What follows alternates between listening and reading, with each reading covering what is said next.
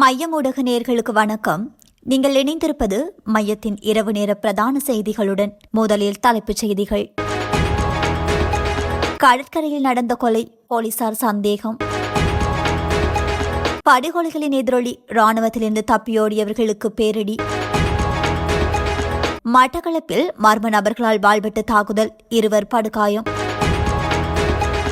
அரசியல் கைதிகளின் விடுதலை, சபையில் கொந்தளித்த சாணக்கியன். பேர்டொன்றில் இருந்த நிலையில் வயோதிப பெண் சடலமாக மீட்பு. அதிகாலையில் தீப்பிடித்திருந்த பேருந்து, ஒருவர் பலி. இந்தோனேஷிய அதிபருக்கு எதிராக மக்கள் போராட்டம் தொடர்வன விரிவான செய்திகள்.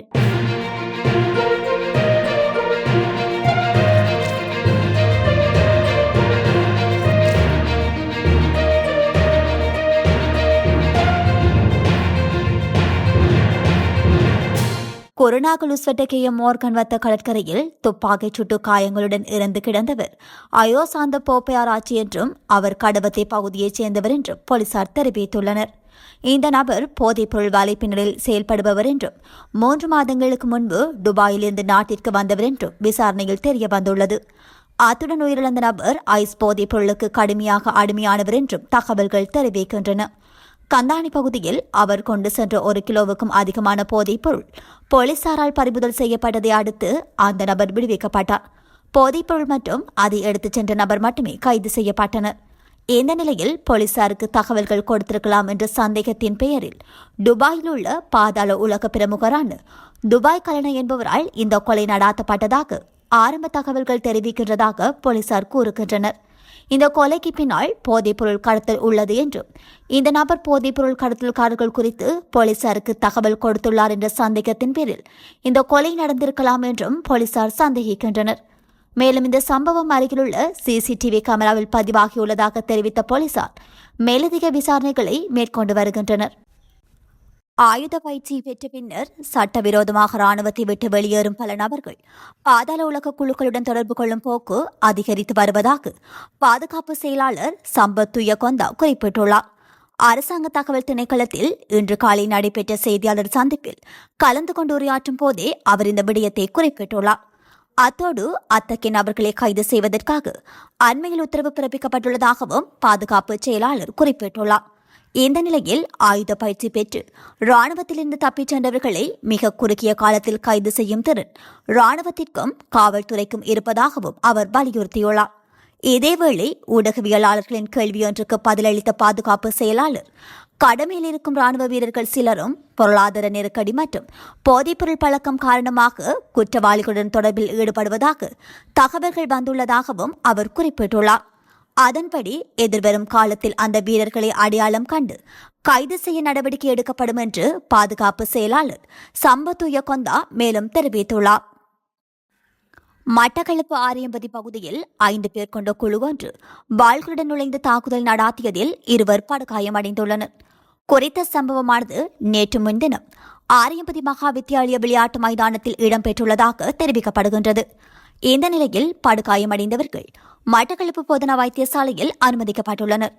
இந்த தாக்குதலை மேற்கொண்டு தப்பியோடி தலைமறைவாகியுள்ளவர்களை கைது செய்வதற்கான நடவடிக்கையினை முன்னெடுத்து வருவதாக காத்தான்குடி போலீசார் மேலும் தெரிவித்துள்ளனர். இதுபற்றி மேலும் தெரிய வருகையில் ஆரியம்பதி மகா வித்தியாலய விளையாட்டு மைதானத்தில் சம்பவ தினமான கடந்த வியாழக்கிழமை மாலை 6 மணிக்கு மின்னொளியில் இளைஞர்கள் விளையாடிக் கொண்டிருந்தார்கள். இதன்போது அங்கு வாள்களுடன் நுழைந்த 5 பேர் கொண்ட வாள்வெட்டு குழு விளையாடிக் கொண்டிருந்த சிலர் மீது துரத்தி வாளால் வெட்டி தாக்குதல் நடாத்தியதில் 2 படுகாயமடைந்த நிலையில் மட்டு போதனா வைத்தியசாலையில் அதிதீவிர சிகிச்சை பிரிவில் அனுமதிக்கப்பட்டதை அடுத்து அந்த பகுதியில் பெரும் பதற்ற நிலை ஏற்பட்டுள்ளது.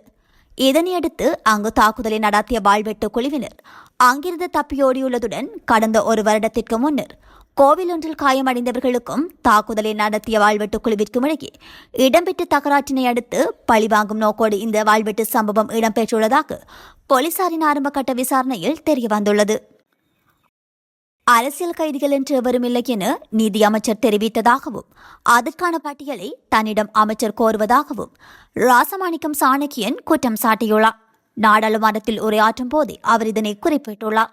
அத்துடன் புதிய அரசியலமைப்பு திட்டத்தை கொண்டுவர வேண்டும், இல்லையில் நாட்டு மக்களின் பிரச்சினைக்கு நிரந்தர தீர்வு காண முடியாது என்று அவர் மேலும் குறிப்பிட்டுள்ளார். பொலனர்வி மெதிரிகிரிய பிரதேசத்தில் உள்ள வீடொன்றில் எரிந்த நிலையில் வயோதிப பெண்ணொருவர் சடலமாக மீட்கப்பட்டுள்ளார். மெதிகிரிய பிரதேசத்தைச் சேர்ந்த 61 வயதுடைய வயோதிப பெண்ணொருவரே சடலமாக மீட்கப்பட்டுள்ளார் என போலீசார் தெரிவித்துள்ளனர். வயோதிப பெண் தனது வீட்டில் தனிமையில் வாழ்ந்துள்ள நிலையில் கடந்த சில நாட்களாக வீட்டிலிருந்து வெளியே வராமல் இருந்துள்ளார். இதனால் பிரதேசவாசிகளும் வயோதிப பெண்ணின் மகளும் குறித்த வீட்டிற்குள் சென்று சோதனையிட்ட போது கட்டிலுக்கு அருகில் வைத்து சடலத்தை கண்டுபிடித்துள்ளனர். இதனையடுத்து சம்பவம் தொடர்பில் உடனடியாக போலீசாருக்கு தகவல் வழங்கப்பட்டுள்ளது. சடலமானது இன்று பிரேத பரிசோதனைக்கு உட்படுத்தப்படவுள்ளதாக போலீசார் தெரிவித்துள்ளனர். மேலும் இது தொடர்பான மேலதிக விசாரணைகளை மெதிரிகிரிய போலீசார் மேற்கொண்டு வருகின்றனர். அனுராதபுரத்தில் பேருந்து ஒன்று தீப்பிடித்ததில் நபரொருவர் உயிரிழந்துள்ளதாக காவல்துறையினர் தெரிவித்துள்ளனர். குறித்த சம்பவம் இன்று அதிகாலை உடமெழுவ காவல்துறை பிரிவில் உள்ள சேதவன ராமையா அருகில் இடம்பெற்றுள்ளது. சம்பவம் தொடர்பில் மேலும் தெரிய வருகையில் பலாங்குடையிலிருந்து அனுராதபுரத்திற்கு யாத்ரீகர்கள் குழுவை ஏற்றிச் சென்ற பேருந்து ஒன்று இவ்வாறு தீக்கிரையாகியுள்ளது. இதன்போது அந்த பேருந்தில் இருந்த ஒருவர் தீயில் சிக்கி உயிரிழந்துள்ளதாக காவல்துறையினர் குறிப்பிட்டுள்ளனர். உயிரிழந்தவர் சுமார் 55 வயதுடைய எம்பலிப்பட்டிய பிரதேசத்தைச் சேர்ந்தவர் என தெரிய வந்துள்ளது. அனுராதபுரம் நகர சபையின் தீயணைப்பு பிரிவு, அனுராதபுரம் காவல்துறையினர் மற்றும் உடமழுவ காவல்துறையினர் இணைந்து தீயை கட்டுப்படுத்தியுள்ளனர். தீப்பிடித்த பேருந்து முழுமையாக இருந்து தீக்கிரையாகியுள்ளதுடன் உடமழுவ காவல்துறையினர் மேலதிக விசாரணைகளை மேற்கொண்டு வருகின்றனர்.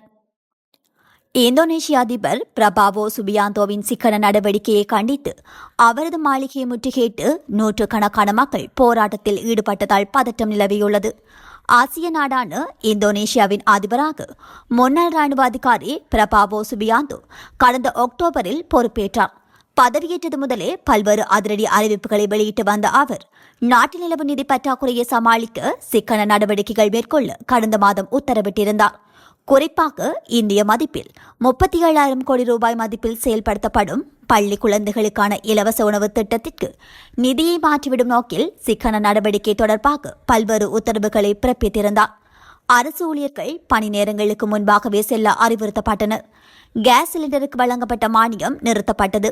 இதுபோன்ற பல்வேறு அதிரடி மாற்றங்களால் இந்தோனேஷியாவில் மாணவர்கள் உட்பட பல்வேறு தரப்பினர் கடுமையாக பாதிக்கப்பட்டனர். இதனை அடுத்து அதிபருக்கு எதிராக திரண்ட போராட்டக்காரர்கள் நாடு முழுவதும் பல்வேறு இடங்களில் போராட்டங்களை முன்னெடுத்துள்ளனர். தலைநகர் ஜகார்த்தாவில் நேற்று திரண்ட போராட்டக்காரர்கள் அதிபருக்கு எதிராக முழக்கங்களை எழுப்பியுள்ளனர். இரண்ட இந்தோனேஷியா என்பதை குறிக்கும் வகையில் கருப்பு உடை அணிந்து கையில் தீப்பந்தங்களுடன் மக்கள் போராட்டத்தில் ஈடுபட்டனர். இதனால் ஜகார்த்தாவில் பல இடங்களில் போக்குவரத்து நெரிசல் ஏற்பட்டது. அசம்பாவித சம்பவங்களை தவிர்க்க பல இடங்களில் போலீசார் குவிக்கப்பட்டனர். ஜகார்த்தாவை தொடர்ந்து சுரபாயாவில் கல்லூரிகள், பல்கலைக்கழக மாணவர்கள் உட்பட நூற்றுக்கணக்கானோர் திரண்டு போராட்டத்தில் ஈடுபட்டனர். நாட்டின் பல்வேறு இடங்களில் கொட்டும் மழையும் பொருட்படுத்தாது போராட்டத்தில் ஈடுபட்டவர்கள் சிக்கன நடவடிக்கை தொடர்பான உத்தரவை அதிபர் திரும்பப் பெற வேண்டும் என வலியுறுத்தி வருகின்றனர். இத்துடன் மையத்தின் இரவு நேர பிரதான செய்திகள் நிறைவு பெறுகின்றன. நன்றி.